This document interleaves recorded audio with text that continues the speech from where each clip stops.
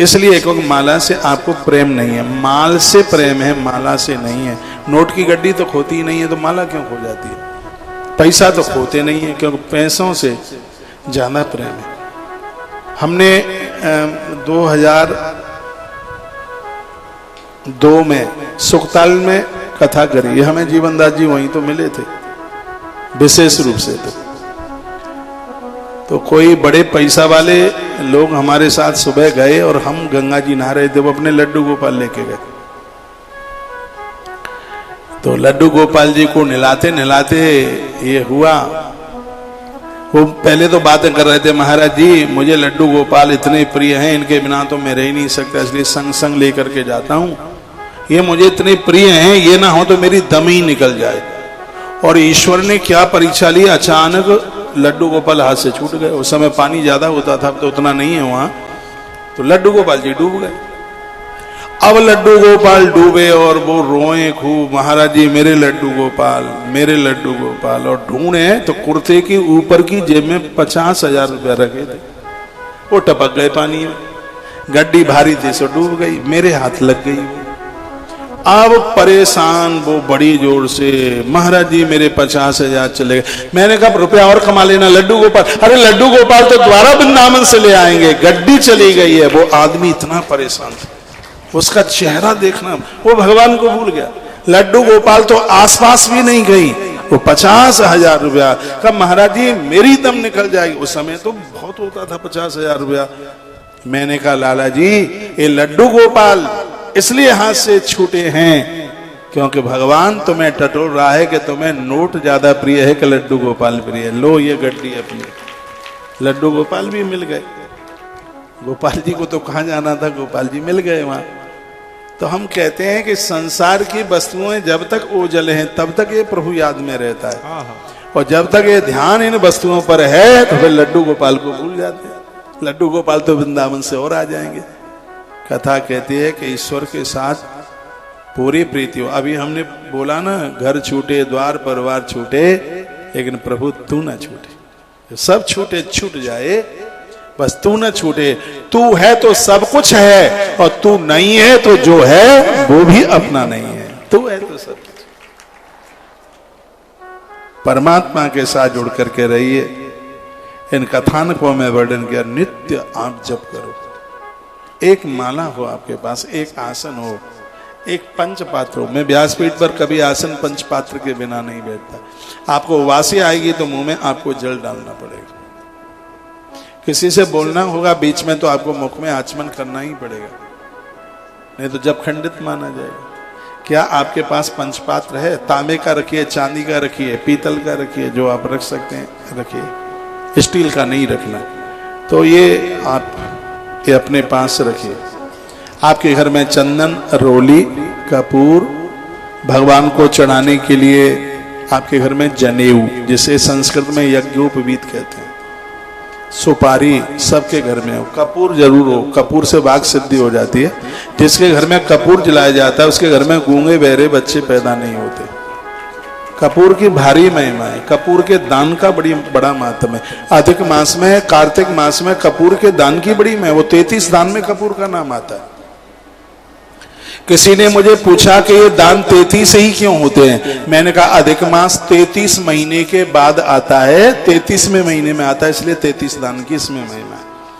तो कपूर आपके घर में हो, रोली हो, कलावा हो, कहीं इसको खमड़ी भी कहते हैं, कहीं इसको डोरा धागा भी बोलते हैं, कहीं इसको और कुछ बोलते हैं। ये पूजा में बड़ा पवित्र। दीक्षा वाले भक्तों को हम कहते हैं कि ये कलावा लेके जरूर आना, और कलावा आप हमें दे जाते हैं और पूरे वर्ष भर आपकी तरफ से भगवान की पूजा में उस कलावे को हम प्रयोग में लेते हैं। तालियां जोर से तो नहीं बजा दी आप सबके घर में। यह है सामान तो बिल्कुल होना ही चाहिए। तो भगवान ने जप की बात कही और उन्होंने कहा कि जब आप जप कर रहे हैं तब चोटी बांध लीजिए। मेरी बेटियां, बहनें, माताएं ज्यादातर ऐसे खुले केसों से ही जप करती हैं। पहले तो करती नहीं है, करती हैं तो केस खुले ही होते हैं। देखा है हमने, इसलिए बोल रहे हैं। ठीक है, आप चोटी को नहीं गूंथ सकते हैं तो उसमें रबड़ वगैरह लगा करके सिर ढक करके और फिर आप जप कीजिए। इन दो माताओं को मेरी बात अच्छी नहीं लग रही है, इसलिए पांडाल छोड़ के जा रही हैं ये। अच्छा, हाँ, अच्छी लग गई बात, बैठ गई। थोड़ा सा सुन लो। ये तो बैंड 1.5-2 घंटा पहले से बजते ही है। दूल्हा तैयार होके आता है तब भी तो बैंड नगाड़ा बजता ही रहता है। तो अभी तो राजा साहब देर में है, 5:15 से पहले नहीं आएंगे और हम उससे पहले ही आपको यहाँ से मुक्त कर देंगे। ऐसा लग रहा है कि जबरदस्ती से बैठाए हैं कि आज सोमवार है, ये कथा सुन लें। कुंदकेश्वर की कथा सुनाऊंगा आज आपको मैं। तब तक आप थोड़ा सा आप बैठ लीजिएगा। जब के समय क्रोध मत करिए, बीच में बोलिए मत, पानी पी करके बैठिए जिससे उबासी ना आवे, जवाइयाँ ना आवे, जवाई ना आए। और आसन पर बैठ करके आप जब करें, पाम फैला करके ना बैठें, आचरण के साथ। आस्तिक श्रेष्ठ प्रपात दादई सदाचार विदग्ध। यदि मनुष्य आस्तिक है तो प्रमाद उसके पास में आएगा ही क्यों। पंचाक्षरात् परम नास्ति परित्राणम कलयुगो। इसमें तो लिखा है इस कलयुग में पंचाक्षर मंत्र के बराबर ताकतवर कोई मंत्र नहीं दिखाई देता। एक ओम नमो भगवते वासुदेवाय और एक ये ओम नमः शिवाय। ऐसा लगता है कि शक्ति से भर दिया इन्हें। और गुरु मंत्र में ये दोनों के दोनों मंत्र बड़े प्रभावशाली है। जो हमसे जुड़े हैं उन्हें तो बिल्कुल पता ही है इस मामले में, इस बारे में। ये श्लोक 62 नंबर का श्लोक है। इसमें बिल्कुल वर्णन किया गया है कि इस मंत्र की महिमा बहुत। कलयुग में पंचाक्षर मंत्र से बढ़कर दूसरा कोई उपाय नहीं है, ऐसा वर्णन है। पंचाक्षरात् परम नास्ति परित्राण कलयुग। कलयुग का तो ये बहुत बड़ा पावरफुल ये मंत्र।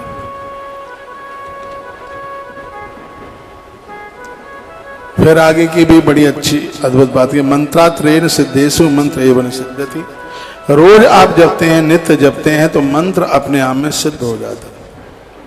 जब मंत्र सिद्ध हो जाता है तो शीघ्र काम फिर ये मंत्र ही करना आरंभ कर देता है। तस् क्रोधेन दयन्ते ययु श्री ज्ञान सक्रिया तत्क्रोध कारणों ये तेषाम यज्ञास निष्फला। मन वचन तथा कर्म से और आप ये करें, आप किसी को क्रोधित ना होने दें, चाहे माँ हो, पिता हो, पत्नी हो, बच्चे। ये शांति देता है ये मंत्र। असमक्षम समक्षम वा तस् कार्यम समाचरित। चाहे भगवान के सन्मुख हैं, चाहे उनके पीछे हैं, आप मंत्र जपिए। गुरुजन के आगे पीछे कहीं भी हैं, उनकी अवहेलना मत कीजिए। जो जप करते हैं गुरुजनों का अपमान करते हैं, माता पिता का अपमान करते हैं, भक्तों का अपमान करते हैं, तो उन्हें किए गए जप का कोई भी पुण्य फल प्राप्त बिल्कुल नहीं होता। यह भी बात इसी ग्रंथ में लिखी गई है।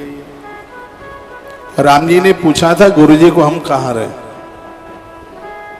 महात्मा जी को पूछा, महर्षि वाल्मीकि जी को, तो वो भी कितना सुंदर जवाब देते हैं। मन स्वर्ग पर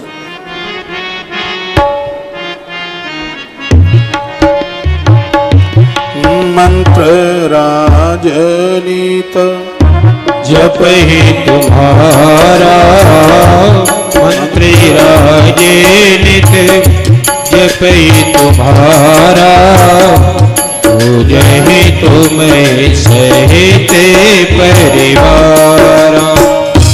मंत्री राजनीत जप ही तुम्हारा मंत्री राजनीत जप ही तुम्हारा पूज ही तुम सहित परिवार। श्री राम जय राम जय जय राम। श्री राम जय राम जय जय राम। श्री राम जय राम जय जय राम। श्री राम जय राम जय जय राम। श्री राम जय राम जय जय राम। श्री राम जय राम जय जय राम। श्री राम जय राम जय जय राम। राधे श्याम राधे श्याम राधे श्याम राधे श्याम राधे श्याम राधे श्याम राधे श्याम राधे श्याम राधे श्याम राधे श्याम राधे श्याम राधे श्याम राधे श्याम राधे श्याम राधे श्याम राधे श्याम राधे श्याम राधे श्याम राधे श्याम राधे श्याम मंत्र राजे नित जपहि तुम्हारा पूजे तुम्हें सहित परिवारा मंत्र राजे नित जपहि तुम्हारा पूजे तुम्हें सहित परिवारा। ये मंत्र की इतनी बड़ी महिमा है जो मन को नियंत्रित कर देता है। तो आप नित्य की पूजा में इतने काम रोज करें, मृत्यु को टाल दिया जाएगा। जो टाइम से पहले जो मौत आई है उसको टाल दिया जाएगा। स्वाध्याय परे कुर्यम स्तोत्रम मंगल वाचनम जपम च विधिवच्चान्य शिव भक्ति परायण। जो भगवान के भक्त हैं वो रोज ये कर सकते हैं। क्या कहा गया? स्वाध्याय रोज कीजिए, ग्रंथ पढ़िए, स्तोत्र पढ़िए, मंगल पाठ कीजिए, भगवान महादेव का जप कीजिए, भगवान का अभिषेक कीजिए। भगवान का अभिषेक करने से आत्म शुद्धि होती है। अभिषेक गंध वगैरह चढ़ाने से आयुष बढ़ता है। नित्य गीतम च वाद्यम च मंगलान्य प्राणे च पूजनम च सस्यानाम कृत्वा सम्यक विधानता। नृत्य गीत वाद्य मंगल गीत। रात्रि को जब अपन यहाँ एक फेरी देते हैं, यहाँ भगवान को बिठाते हैं, और हम वो लोग हैं जो कभी शादी शुदियों में नहीं नाचे, पाम उठ ही नहीं सकता। लेकिन यहाँ तो भक्ति नृत्य करती है। यदि पाम उठता है तो समझ लो भक्ति माता ही नाच रही है। और आप सब नृत्य करते हैं, सबको बड़ा आनंद होता है। ये पूरा का पूरा राम घाट एक महा उत्सव की जगह बन गई है। इस जगह पर हम यहाँ पर बैठे हैं, हर वर्ष यहाँ इतना आनंद होता है। पूरे उज्जैन का ये पहला स्थान है इस जगह पर जहाँ आनंद की कोई सीमा नहीं है। चलो भगवान के मंदिर में तो आनंद है ही, लेकिन इस जगह पर सब अभिभूत हो रहे हैं, सब आनंदोत्मग्न हो रहे हैं। पुण्याहम कार्यत्वास्ता।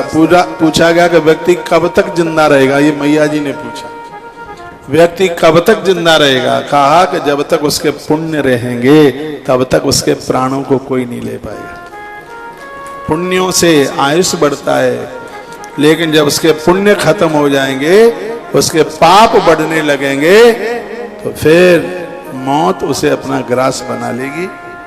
इसलिए आज की इस कथा में हम निवेदन करना चाहेंगे, हम और आप सब सत्कर्म करते हुए, जप पूजा पाठ करते हुए अपने पुण्यों को बढ़ाएं। ओम नमः शिवाय मंत्र का बहुत अद्भुत वर्णन श्री शिव महापुराण में कई बार किया गया है, कई बार इसके बारे में कहा गया है। आइए, एक दिन की बात थी, एक अद्भुत कथा मैं आपको सुना रहा हूं। यदि आपके बच्चे मिलिट्री में, फौज में हैं, सिपाही हैं, या आपका बेटा नेता है, तो ये कथा तो वरदान है। वैसे तो सबके ही लिए ये कथा, मेरे लिए भी, आपके लिए भी, किसी तीसरे के लिए भी। इसकी महिमा महात्म्य में भी बताऊंगा, जिसमें भगवान काशी में कंदुकेश्वर महादेव के नाम से प्रकट हुए। प्रदोष वाले दिन इस कथा को सुनने की भारी महिमा है। आज इस कथा को मैं इसलिए सुना रहा हूं क्योंकि कल प्रदोष है। जब भी प्रदोष आता है, मोबाइल चालू कीजिए, पूजा भगवान की करते रहिए, और प्रदोष काल में, संध्या में, प्रदोष काल में इस कथा को आप अवश्य में सुनिए, जो कि श्री शिव महापुराण में एक बड़ी अद्भुत कथा है। कहा शणु व्यास संप्रीत्या चरितम परमेशुतः यथा वदिष्ठ प्रिया दैत्य मुद्देश्य संज्ञा। हे व्यास जी, अब आप प्रेम पूर्वक शिव जी के उस चरित्र को सुनाइए जिस कथा को सुनने से ताप प्रताप समाप्त हो जाता है, दुर्गुण रूपी राक्षस समाप्त हो जाते हैं। ऐसी कथा हम आपके श्री मुख से सुनना चाहते हैं। विस्तार पूर्वक आप हमें ये सुना दें। तो कहते हैं कि माता भगवानी भगवती के साथ में उन्हीं मैया जी के माध्यम से कथा प्रकट हो गई है।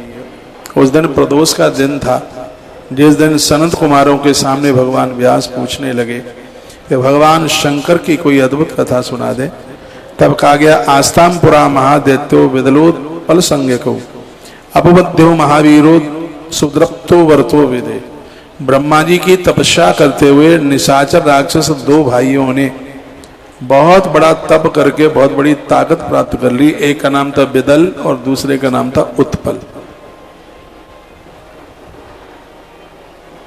वर्णन किया गया है विदल और उत्पल, इन दोनों ने बड़ा आतंक मचा रखा था। तृणीकृत जगति पुरुषाभ्याम सदोर्बलात् ताभ्याम सर्वे सुरा ब्रह्मण दैत्याभ्याम निजताम रणे।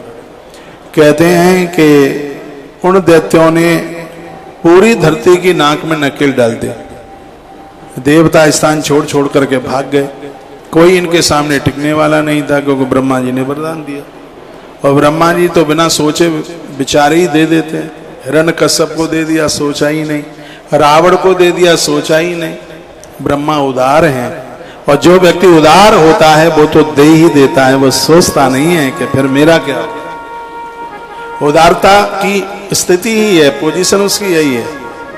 तो उसने, ब्रह्मा जी ने जिसको दिया, चिंता ही नहीं करी कि बाद में हमारे लिए खतरा हो जाएगा। लेकिन कथा कहती है कि देने से पहले सोचा। हाँ, आप किसी को वचन भी दे रहे हो तो पहले सोचो कि पूरा कर पाएंगे कि नहीं। हम तो कहते हैं, हमारे ग्रंथ कहते हैं, आप बच्चों को भी संपत्ति दे रहे हैं तो पहले सोचिए क्या इनको देना ठीक है क्या। ये खत्म तो नहीं कर देंगे। बंदर के हाथ में